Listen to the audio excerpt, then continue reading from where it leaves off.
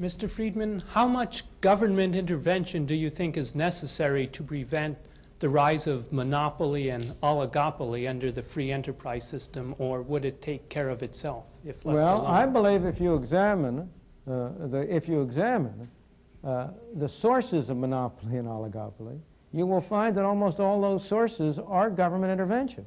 I think the situation is almost precisely the reverse. Let me put it in a very simple way. Suppose I were to ask this audience my favorite question along these lines. You have one law you can pass. Its only purpose is to reduce the extent of monopoly. That's its only purpose. You have one law. What law would be most effective in achieving that end? What law would you pass? I don't mean any gimmicks. You know, it's not going to be something in which you can have a law with 4,000 different parts. I'm not asking a very complicated question. What would you do? Limit the size of the market that they could. Well, that's one proposal. The limit is proposal. But you will agree with me, I'm sure, immediately that mine is a much better one. And that's free trade. Eliminate all tariffs and all restrictions on foreign trade, and you enable the world to come in as competition to prevent domestic monopoly.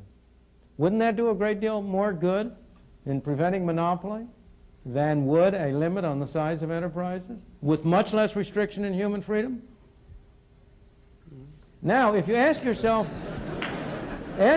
where do monopolies come from? In the United States, the most important and the strongest monopolies are unquestionably those that derive from governmental privilege.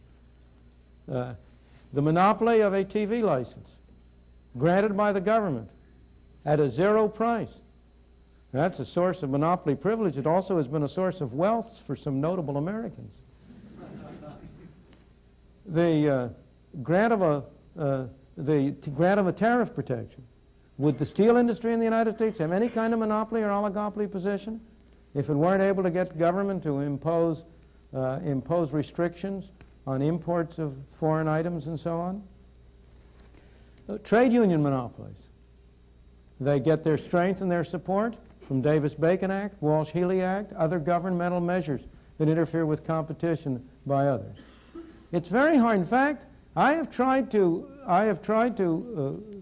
consider, and George Stigler is a greater authority on this than I, so maybe we ought to get him in to add to this, what private monopolies there are that have been able to maintain themselves over any long period of time without government assistance. And I have myself only been able to construct two.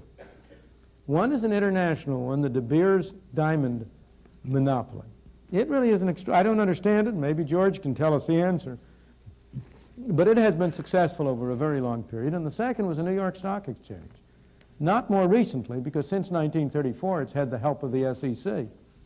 But before 1934, from about the Civil War to 1934, so far as I know, it had no government support, and yet it did maintain an effective monopoly. But almost every other case, you have temporary monopolies develop, and if the government doesn't come in to shore them up, they fall to pieces. The railroads became a monopoly only because they were able to get the Interstate Commerce Commission established. Trucking is a monopoly because the ICC keeps out competitors. And you can go down the line and find that one hypothetical monopoly case after another derives from governmental assistance and support. So I think the answer to your question, and you and I have the same objective here, is less government intervention, not more.